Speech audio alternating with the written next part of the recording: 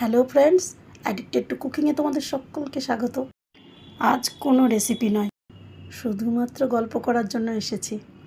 আমার ছেলের বেশ কিছুদিন থেকে জ্বর ছিল হালকা, তো ও তো কারোর কথাই শোনে না। নিজে যেহেতু ডাক্তার, তাও নিজের ইচ্ছা মতো ওষুধটাও খায়। কিন্তু কদিন থেকে দেখলাম জ্বর ঠিক হয়ে গেছে, অথচ খেতে পাচ্ছে না ঠিকঠাক। আজকে জিজ্ঞাসা করলাম কি খাবে, তো তখন বলল আমাকে যদি হালকা ঘি দিয়ে একটু পরোটা করে দাও তাহলে খাবো। তা আমিও তাই ঘি দিয়ে পরোটা করতে গেলাম। আজকে ডিনারে এই পরোটাই আমাদের ছিল মেন খাবার। তো হালকা ঘিয়ের পরোটা, যেটা আমি ওর জন্য বানিয়েছিলাম, আর সেই সঙ্গে ছিল চিলি চিকেন। চিলি চিকেন আমার ছেলের ভীষণ প্রিয়, আর তার সঙ্গে একটু কুমড়ো ভাজা ছিল। কিন্তু এত উপকরণের মাঝে আজকে বিশেষ আমার যেটা খাবারের একটা চমক, সেটা হচ্ছে বর্ধমানের মিহিদানা সীতাভোগ, আর সেই সঙ্গে ছিল একটা ভাজা মিষ্টি।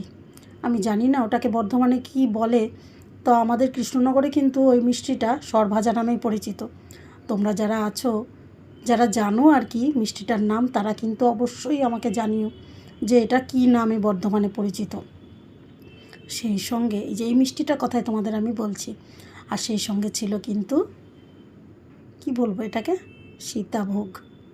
কি যে অপূর্ব দেখতে, এ দেখেই জিভে জল এসে গেছিলো আমার।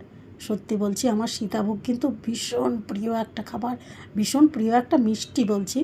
কিন্তু তার সঙ্গে আরও একটা চমক ছিল, সেটা যদিও ব্যাগ থেকে পরে বেরিয়েছিল।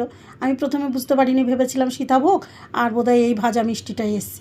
তো সেটা দিয়ে যখন খাওয়া শুরু করেছিলাম, তখন আমার হাজব্যান্ড বলল যে ওর ব্যাগে কিন্তু আরও একটা জিনিস আছে, সেটা মিহিদানা।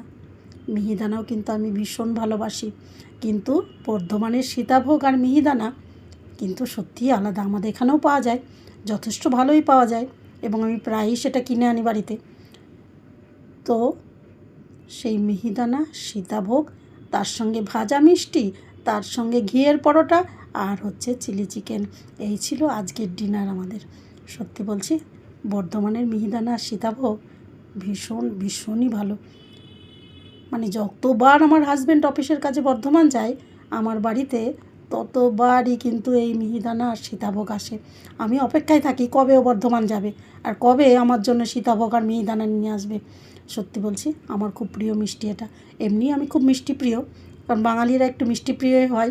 তোমরা কে কে মিষ্টি খেতে ভালোবাসো অবশ্যই জানিও, আর সেই সঙ্গে সকলে খুব ভালো থেকো। আর আমার এই ছোট্ট ভিডিও কেমন লেগেছে অবশ্যই জানিও আমায়।